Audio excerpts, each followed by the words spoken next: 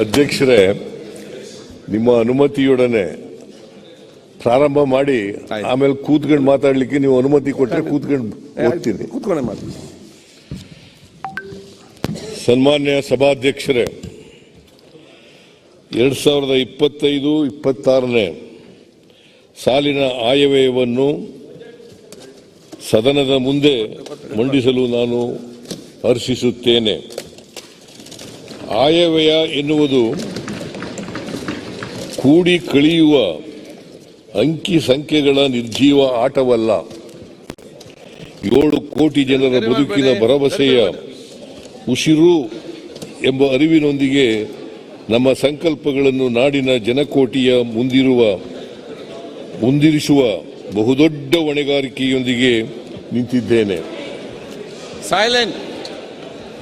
ನಮ್ಮ ಕೈ ಬುಟ್ಟಿಯಲ್ಲಿ ಸಿಡಿಲ ಗೂಡಿಹುದು, ಹುಡುಕಿ ನೋಡಿದರಲ್ಲಿ ಸುಮದ ಬೀಡಿಹುದು.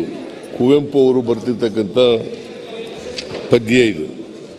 ರಾಜ್ಯದ ಪ್ರತಿ ಪ್ರಜೆಯ ಕನಸನ್ನು ಸಾಕಾರಗೊಳಿಸುವ, ನಾಳೆಗಳ ಬಗ್ಗೆ ಭರವಸೆ ಮೂಡಿಸುವ, ನುಡಿದಂತೆ ನಡೆಯುವ ನಮ್ಮ ವಾಗ್ದಾನವನ್ನು ಈ ಆಯವ್ಯಯ ಇನ್ನಷ್ಟು ದೃಢಪಡಿಸುತ್ತದೆ. ಆಯವ್ಯಯವು ಸುಸ್ಥಿರ ಮತ್ತು ನ್ಯಾಯಬದ್ಧ ಆರ್ಥಿಕತೆಯ ಮೂಲಕ ಪ್ರತಿಯೊಬ್ಬರ ಕಲ್ಯಾಣ ಸಾಧ್ಯವೆಂಬ ಮಹಾತ್ಮ ಗಾಂಧೀಜಿಯವರ ಆಶಯದ ಸ್ಪಷ್ಟ ದಿಕ್ಸೂಚಿಯಾಗಿದ್ದು, ಸರ್ಕಾರದ ಸಾಮಾಜಿಕ ಆರ್ಥಿಕ ಸಮಾನತೆಯ ಬದ್ಧತೆಯನ್ನು ಪ್ರತಿಬಿಂಬಿಸುತ್ತದೆ. ಬಲಿಷ್ಠವಾದುದು ಮಾತ್ರ ಬದುಕುತ್ತದೆ ಎಂಬುದು ಮೃಗೀಯ ತತ್ವ. ಮನುಷ್ಯ ಸಮಾಜದಲ್ಲೂ ಈ ರೀತಿಯಾದರೆ ಅದನ್ನು ಸೋಷಿಯಲ್ ಡಾರ್ವಿನಿಸಂ ಎಂದು ಕರೆಯಲಾಗುತ್ತಿದೆ. ಈ ತತ್ವಕ್ಕೆ ವಿರುದ್ಧವಾಗಿ ಮಾನವೀಯ ನೆಲೆಯಲ್ಲಿ ಸಮಾಜದ ಆಶಯದ ಮೂಲಕ ದೇಶವನ್ನು ಕಟ್ಟಲು ಬಾಬಾ ಸಾಹೇಬ್ ಡಾಕ್ಟರ್ BR ಅಂಬೇಡ್ಕರ್ ಅವರ ಸಂವಿಧಾನ ರಚಿಸಿಕೊಟ್ಟಿದ್ದಾರೆ. ಸಂವಿಧಾನದ ಹಿಂದೆ ಬುದ್ಧ, ಬಸವಣ್ಣ, ನಾರಾಯಣ ಗುರು ಮುಂತಾದ ದಾರ್ಶನಿಕರ ಕನಸುಗಳಿವೆ.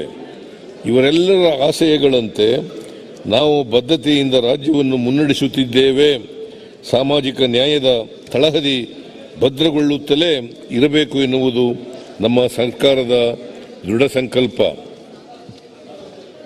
ಇರುವೆಲ್ಲವನ್ನು ಎಲ್ಲ ಜನಕ್ಕೆ ತೆರವಾಗಿಸುವ ಸಮಬಗೆಯ, ಸಮಸುಖದ, ಸಮದುಃಖದ, ಸಾಮರಸ್ಯದ ಸಾಮಗಾನ ಲಹರಿಯ ಮೇಲೆ ತೇಲಿ ಬರಲಿದೆ ನೋಡು ನಮ್ಮ ನಾಡು. ಗೋಪಾಲಕೃಷ್ಣ ಅಡಿಗಾರ್ ಅವರದು. ಕೂತ್ಕೊಂಡು ಓದ್ಬೋದ?